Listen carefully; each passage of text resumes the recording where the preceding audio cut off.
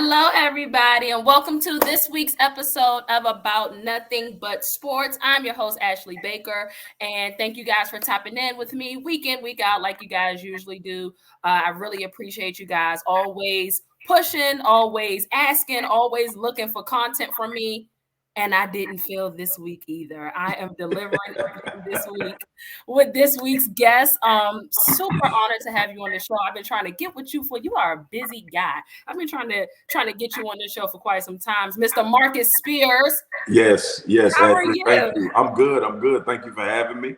I'm glad we could connect. Finally, getting the window, and I've been watching what you've been doing from afar, and finally to be able to chop it up. Thank you. Yeah, man, I love, football season, of course, and love, seeing what you talk about. I love interacting with you on Twitter. And I know, I'm going to try to pipe it down a little bit because I know I could be all over the place sometimes on Twitter. I'm super emotional when it comes to them Cowboys. You already know what time it is. I know.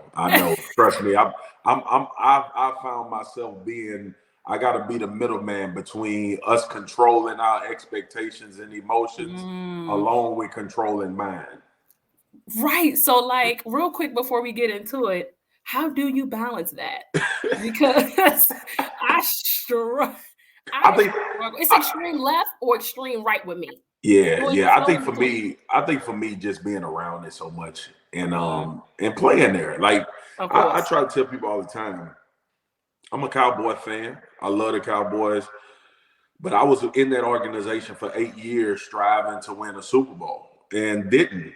Yeah. So the reality is that number one is hard. Number two, 1 out of 32 teams are gonna win it. Like, and that's not great probabilities for anybody. It takes a lot of luck. It takes health. It takes the right things happening at the right time as well. So I think just more perspective from knowing that, every day, Monday through Saturday, we were trying to win every game. And it just don't happen like that in this league. So I think my expectations are tempered because I know even if you have a good team like we had in 2011 and when we went 13-3, you might not win it. Like it's a 3, and I tell people all the time, like getting into the playoffs is the key in the NFL. Yeah. Because at that point, it's just a 3-hour window. You got to be better than that team for a 3-hour window. Yeah. So I don't too much get caught up in they were 14-2 or 14-3 going into the playoff. Nah, man, like that we wasn't supposed to lose to the Giants in the playoff. We had beat them twice in the regular season, but in that 3 hours, they were better. They made more plays. So that's how I keep it tight, Ash. Well, you know what? I'll take that advice. Yeah. Going into this season. You know what I think it is? I do a lot of this.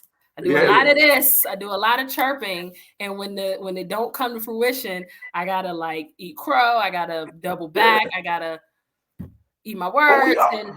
But we all do. Like I don't know, Swag. Do you talk a lot of trash? Ash, I talk trash, but I don't really like. I try to tell people all the time when I'm on TV. Yeah. Like I'm always going to be honest about the Cowboys. Like even if you're going to see my fandom, you're gonna recognize that I'm a Cowboy fan. But like my job, I'm not gonna lie to you. Like even going into this year, I don't think the Cowboys are gonna win the Super Bowl. Like that's the hope. Yes. That's what we want to happen as fans. But of course, looking on paper and the things that have transpired, that's not telling me that that's a team that wins the Super Bowl. Now, the great thing about football is you got to play the games. Like, ultimately, you got to play the game. So, good teams on paper, bad teams on paper, I would poll the whole world. Ain't no damn body in the world held the Cincinnati Bengals going to the Super Bowl. Nobody. Not even their fans. Yeah, and even if you ask their fans or their players, they ain't think they was going to the Super Bowl. So It's just the way this league is. But when I take the suit and tie off and I'm in football and I'm watching the Cowboys play, I want the other team to lose bad.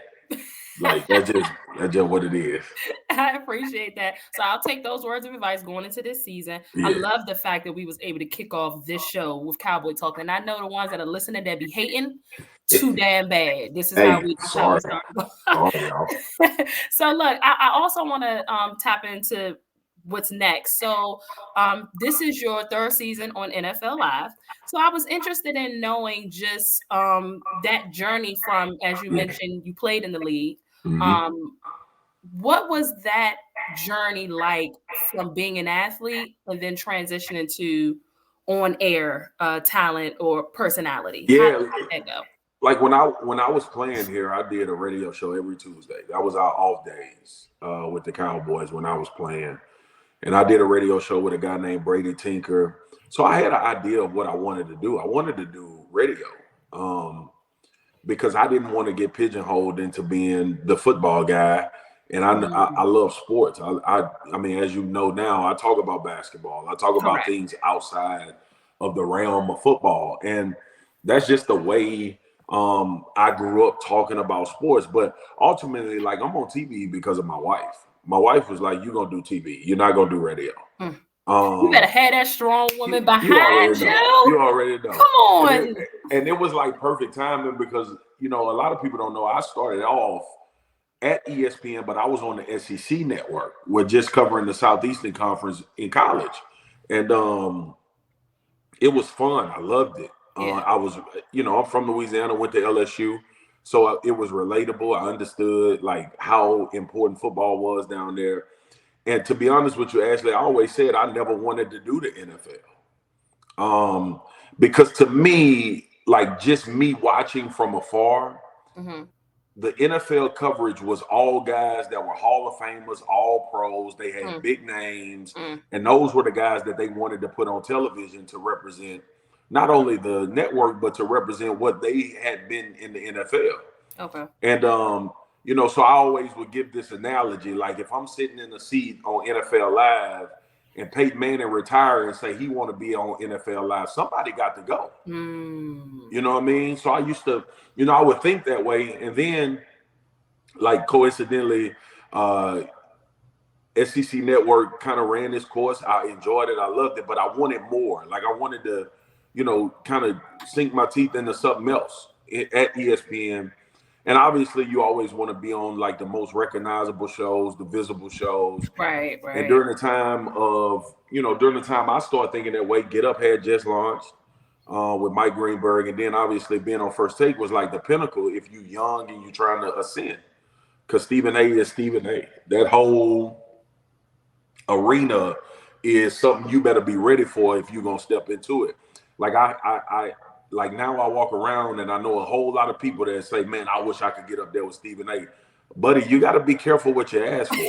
Like it's real when you get up there because he knows everything he's talking about. Even when you think Stephen A is wrong, he has an angle, which is what makes him great. But going back to like once I got, you know, I felt like everything got a season, and once SEC Network ended, which I'm still tapped into. I love the cast over there. All my people still over there. But I was like, you know what? Let me try my shot at this NFL thing. And then I started making guest appearances on Get Up, and I started making guest appearances on First Take. And then NFL Live was where I would go and kind of get my football fix. Like it was all football for an hour. And you know, the show they wanted to revamp. They wanted to kind of, you know, add some juice to it. And, you know, got a call about doing that show permanently. And look, sitting here 3 years, like going into my third year, like I ain't gonna lie, Ashley, that show a beast. Like I know. We some beasts on that show, man. Y'all are some beasts. Like Mina Kimes and Dan Orlovsky and Ryan Clark, Laura at the helm. We be having Keyshawn and Shefty. You know, Shefty adds anything to any show because he's so plugged in. Correct. But the dynamic on that show, I think we starting to tap into almost feeling like a sitcom for football people. Yeah, I can see that. When you get to that point where you got people asking where you at, they waiting for you to come back. They can't wait till the cast come back. Like we all feel that, we all appreciate that. And I just think the journey has been funny for me coming from something I said I didn't want to do. Yeah. Now I couldn't imagine doing nothing else. Wow, that's crazy. So how do you because I'm finding myself in a very busy season. Mm-hmm. I literally this morning was thinking about everything I have coming. We know come football time is go time. Yeah. And when you dabble into NBA as well, it's really go time because now it's like August to June. Like it's no breaks, it's no stopping. There's gonna be constant content. So, with me just of course trying to be brand and stuff. I find myself in a very, very busy season. I was thinking this morning, I'm like, dang, I got a lot going on. And I kind of had a bit of anxiety because I'm like, I don't know how to balance all of this. Yeah. So with you, family, work, social life, you like to hunt, you like to fish, you like to do all of that stuff. How do you balance? Yeah. So let me just I'm gonna hip you to this. There's no such thing as balance when you're a grinder. Like, so don't let people tell you that. Like, work-life balance don't exist when you actually trying to accomplish things and build. And I'm not a big proponent of sleep when you die. I don't. That's not what I'm saying. But when you're in building stages and you trying to birth something, you're gonna lose sleep. You're not gonna have time to do everything else. You're gonna feel stressed out. You're gonna feel tired. I'm sleepy, Swag. I'm sleepy. I'm telling you, 2 years ago, Ash, I was flying 6 days a week. Wow. Like, so, I hear people say that. And honestly, the reason why you should want to get to the money is not to have things. It should create time, like, for you. And for me, that's become my objective. And I think, like I said, I got a strong support system. Like, my wife and I have been together 16 years. We've been in this thing for a minute. We done been through the ups and downs. So she understands how to deflect and take things off my plate. And in the off season, she expects some things from me, which I'm happy to oblige because that's the time that I kind of get into my kids. And not that I'm not during football season, but I'm more engaged in taking them places and getting things done. So I think, and then too, as a father, man, like, I've learned it's about quality and not quantity. Because don't no woman want no man that ain't doing nothing. Like, that's the reality of it. And in this day and age, vice versa. Fellas, please listen. Please listen to Swagoo. Please. I gotta let you know he dropping gems. Listen to what he's saying, please. Yeah. So I think a lot of times, and to your point, like, we get stressed out, we get tired. And you mentioned hunting and fishing. That's what I do when I am that. Plug in and find your time to find those moments where you can sit still and relax and really recharge. Turn off the brain per se into what you're doing. But every entrepreneur, when you grinding and you trying to achieve something, we gonna lose sleep. Like, that's understood. And for anybody to think that when you actually trying to build and create something that you gonna have work-life balance, that's a figment of your imagination. That is duly noted. I will keep that in mind. And look, I'm saying that because a lot of times we hear people in certain positions and they speak from those positions.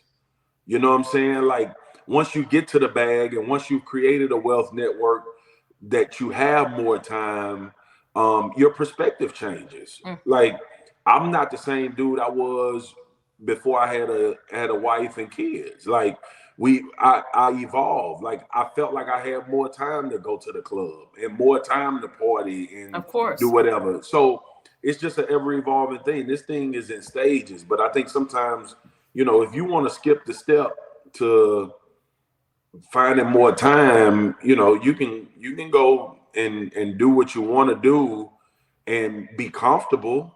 But I don't know many people that's really attained a lot being comfortable the whole way. Wow. Yeah, man. That's good stuff, Swagoo. That's good stuff right there. So now I'm excited because after this show, I'm just, like I said, it's go time anyway. You know what I mean? But and I have kids too. I have two of my own. Okay. I've daughter just turned, she just started 9th grade. Yeah. My son just started 6th grade, so I got a whole high schooler. Oh yeah. That was a struggle. I dropped her off the other day, Swag, and I struggled with that. I wanted to walk in with her. She was like, "I'm good, bye," and I'm like, "Okay, I love you." And there was So I got a 15-year-old man, and she want to talk when she want to talk. It ain't no more. Yeah. Okay. Yeah. So go we ahead. here. We you completely understand what I'm saying. Got it. Cool. So you mentioned hunting and fishing. So I know a couple folks that love to fish, particularly. What's your favorite fish? My favorite fish to catch is well, the term that most people know is crappie, right? Oh, okay. Where I'm from, it's called sac-a-lait in Louisiana, but and some people call it a white perch. It's a really good white flaky fish, and you eat it filleted. And when I catch them, me and my son, we fish. That's how we kind of connect. He hunts and fish with me as well. Nice. And that's what we after when we go. We after crappie. We after Louisiana. I got to keep my Louisiana in there, sac-a-lait. And my wife loves it. My daughters love it. You don't be catching no catfish, Swagger? Yeah, we like catfish, but it's not like my wife be tripping sometimes because the underskin, that little silver skin at the bottom. Okay, yeah. And I get it. She actually make me sick because she started making me pay attention to that. Now, if you get me a good piece of catfish that's crispy and don't have that fishy taste, it ain't nothing better. I love a catfish, Swagger. I love a good catfish. That's my go-to right there. That's my go-to with some hot sauce. We gotta put you on some crappie then. I was gonna say, but I've never heard of that before. Yeah, we gotta put you on that. That is different. Imagine a catfish that has a potato chip consistency on the outside. Oh. Yeah, it's like that. But it's still got the catfish consistency inside. Because I love that It's got meat. the density, but it doesn't have. It's just clean. It's like a yeah. I'm getting my stuff ready right now. So let's evolve. That's evolve. So look, you already talked to me about Dallas. We started show. That's a great. I love that. I think I might start a show like that every time. Just replay this right here on every show, just so people could be mad and pissed off because people be hating real bad. Swag. Well, I tell people all the time, I'm like, Dallas is the only team with like 31 rivals. Yeah. No team, fan base or anything. We don't gotta be in your division. We play you every 4 years. Don't matter. You don't care for the Cowboys in any capacity. Now I will ask you this because this is often my argument. People will say, well, why are they America's team? And I think that people forget, and you can speak to this because you're in the media. I think people forget that Dallas is like the #1 sports brand in all of sports for the most part. And people love to hate them and people love to hear about them. But that's a question that I'm constantly hit with, even as, with me being media. Folks are like, why is that Dallas Cowboys always the top of the conversation? Why can't they talk about something else? A, B, and C. So how does that work like on a network like ESPN? Like, how does that work? I mean, Dallas is always a topic. That's what people want to hear. It's America's team because it represents a lot of what America is. It's the highest grossing team, and we a capitalist society. Yeah. It's the most visible team, and we love fame. We love things that we can attach to that's considered big. And it was one of the first franchises to really let media in and be a part of the journey the whole way. Like, I remember being young watching the Dallas Cowboys when Emmett and Troy, and they had the magician David Blaine come in the locker room, and it was Hard Knocks and the triplets, and then just the history. Like, one of your quarterbacks went to West Point and won the Super Bowl, and Roger Staubach. You had, you had so many, like, when you think about the characters, grown men, obviously, but when you think about a lot of things that's attributed to what you would consider America's team, Dallas embodies that. And you really can't have you can't tell the NFL story without including Dallas. No way. And also, like, you made the point when you were setting up, people love to hate it. And ain't that what we do to everything that's big and prosperous? Like, so I tell people all the time, man, even with Stephen A. and his cowboy hate. I know you know him and you let him know. I said, please. I got it. Okay, please let him know. Like, because what he respects about the Cowboys is what makes him sick about the Cowboys, and that's the brand. Yeah. He relates to that. That's the brand. I tell him, you are the human embodiment of the Dallas Cowboys when it comes to TV. Right? Did you tell him that on air? Because I ain't never heard you say that before, Swagger. Yeah. You love Stephen A. or you hate him, but you watch. That's fair. And when the Dallas Cowboys come on TV, whether they 1-15 or 15-1, you either tuning in to see them get beat or you tuning in to see if they gonna get beat. Like, that's just what it boiled down to. So what are your expectations of Dallas this season? Man, I'm scared. I'm scared. I ain't gonna even lie. This offensive line got me nervous. You know what? I don't understand why people. First of all, I got Dallas going 10-7. Okay. I got us grabbing a wild card spot, but that is in large part to the fact that the NFC itself is just a weaker conference. Yeah. So I have us grabbing a wild card. I have Philly winning the division. What about you? Same thing.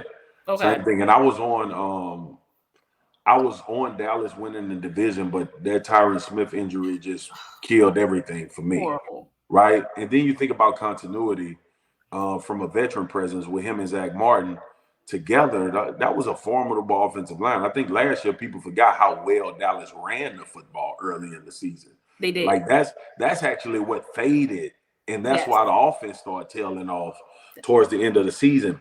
Correct. And then obviously we get into the questions about protection without Tyron being out there. When he plays, we're a better offense. When he doesn't, we drop. You know, so and as much criticism that Amari took, he was somebody that you had to pay attention to defensively. And he was a guy that could always get open when he had a man-to-man matchup. What's your biggest knock on Amari? What was your biggest knock on Amari? I think people would have loved to see him, for me, more energy, more like give me the rock. Like, like involve me. I think he did that once last season, but that was the only time we had saw it throughout his career with Dallas. Exactly. And I think that's what, we have these isms that we like guys to be certain ways. I didn't feel like Amari had to have sideline rants or tirades, but I'm like, dude, you in a big game and you've only got 3 balls. Like, you're supposed to be on the sideline. Like, bro, I need to, like, you got to find me. You got to figure out a way to get me involved, So that was my one knock. But from a talent standpoint, ability to play the position at a very high level, man, people still got Amari Cooper ranked top 10 receiver in the NFL. Absolutely. Like, dude is crazy talented. Easily the top. I have him easily as the top 5 route runner. No question. Easy. No I would probably, because of my bias in him being a Cowboy at one point, he would probably be top 3 for me. Yeah. And look, nobody would look at you crazy for saying that. Exactly. You know what I'm saying? So we got to see if CD can be a number 1 receiver. I know people think it's like easy, but no. When people start leaning coverage your way and you got a safety over the top of you every play. And now you're the focal point. You're the complete focal point. Yes. That changes things. That's tough. So now, do I think he can do it? Absolutely. Right, of course. Do I think he can do it without a good offensive line and a run game? No. Yeah. Like, so defensively, I think we'll be fine. And if I'm going to hang my hat on anything, we'll play defense and we'll still create takeaways. And hopefully that can kind of carry us until the offense can get going or figure out whatever they want their identity to be. But no, I'm not. I'm usually tempered on Dallas anyway. But cautiously optimistic is what I call it. Yeah. So I know those dudes, man. I know a lot of those guys. They got a lot of pride. They're gonna play hard. They're gonna try to win every game. But ultimately.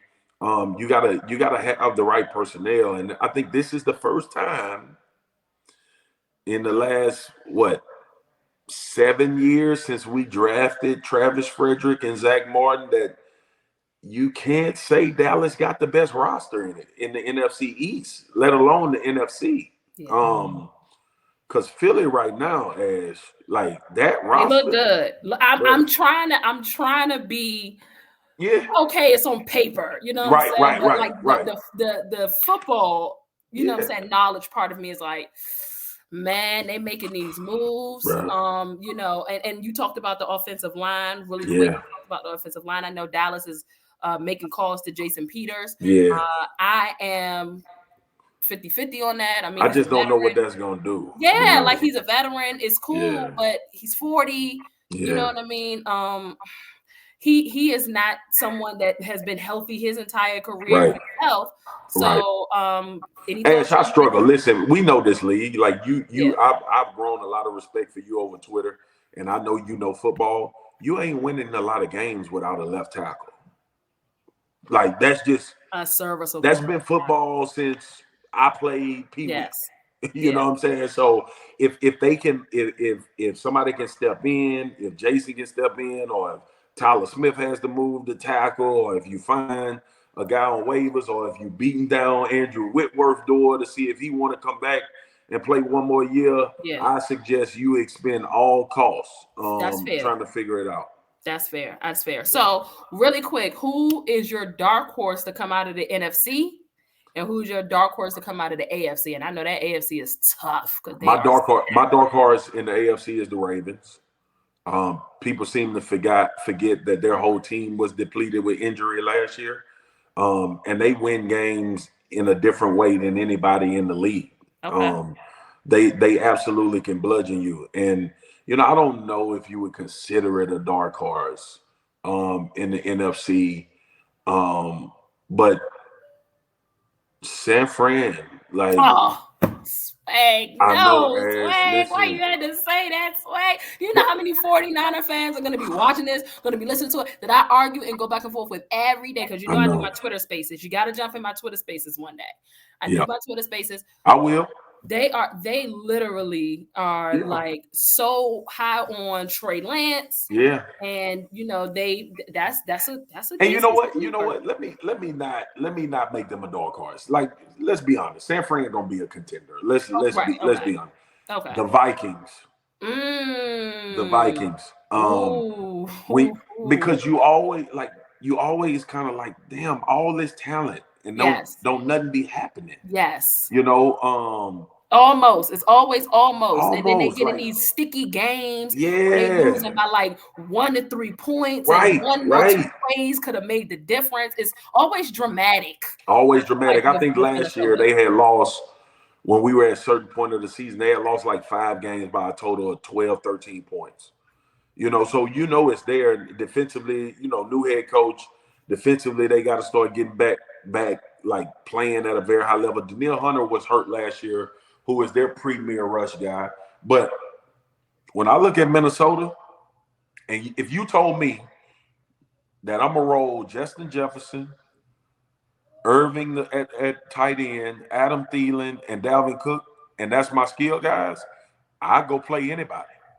That's fair. You know what I mean? So I think if they can be consistent, but they've had that same syndrome the Chargers had for a long time. Ooh, yeah. I'm surprised you didn't mention the Chargers as I mean, not really dark horses, because you know. Yeah, I don't have them dark horses. I think if the Chargers ain't gonna be in the thick and thin this year, like with what they got on that roster, then we probably ain't gonna never see the Chargers win nothing. That would be crazy, because all of them, well, Keenan Allen obviously has been in the league long enough, but you got Jay Herbo, who is that dude. He's that dude. No, he's that dude. I mean, I know a lot of people have him as a possible MVP this coming up. I got them winning that division. Me too. I just recently changed that. Do you know who I have representing the AFC at first? Who? The Raiders. Oh, I ain't gonna lie. I had them coming out of the AFC and going to the Super Bowl. Really? And they let the defensive player walk. And they're already struggling on defense. I was like, I don't know. So I have the Chargers winning the AFC West, but I got the Bills coming out of the AFC to the Super Bowl. Think Josh gonna be on demon time, huh? Bruh, I can't imagine what his mind like after that Kansas City. I was sick. I I was sick. I was sick. For them. Shout out to my co-hosts on Sports After Dark, Young Heavy and Mark Gunnels. Mark Gunnels is a huge Chiefs fan, and at the end of that game, we texting and we like let's go when Patrick scored, and then Josh and them score, and now it's back on the Chiefs, and I'm like, yo, this over. It's 13 seconds. It's a wrap. I ain't worried about it, and it happened.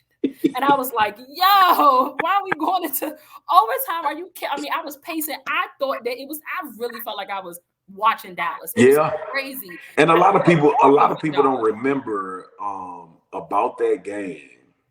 One, they signed Von Miller because of that exact situation, right? Defense. To get off the field. And then two, like Tre'Davious White didn't play, who is an elite corner in this league. So why was Tre'Davious out? Was he hurt? He was injured. Yeah. I think he had an ACL. And so it and Tre'Davious is starting the first 4 games of the year on the PUP list. But when he come back, like you're gonna be able to. It ain't gonna be much room around that back end. Got it. For the Bills. Got it.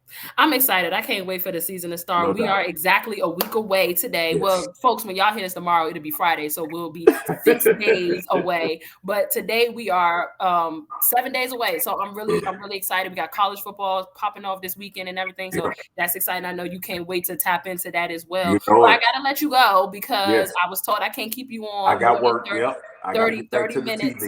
Yes. So thank you so much for being on, man. I really appreciate you. Yes. Everybody, I mean, they should know where to find you, but just can you drop your Twitter handle or where people can find you? So I'm M Spears 96 on Twitter, and I'm M Spear with no S 96 on Instagram. And then on TV, like I'll be on TV Monday through Friday, 4 p.m. Eastern on NFL Live. Y'all tap in, and I'll be butting heads with Stephen A. I'll be on Get Up. And I'll be myself. That's the only thing I can guarantee y'all is that you will get me. And we love that. I was gonna say, I got my ear to the Twitter streets, and they absolutely love Swagoo. You know what I mean? Like they love you. They love your energy. They love how you keep it real, like you talked about. So, absolutely. Thank you again for tapping in, man. Here on About Nothing But Sports. Thank y'all for tapping in. You can follow me at @AshleyBaker_21 on Twitter and on Instagram. Same time, same place next week. Thanks again, Swagoo. All right, peace. All right. Keep doing your thing. Peace. Thank you. All right.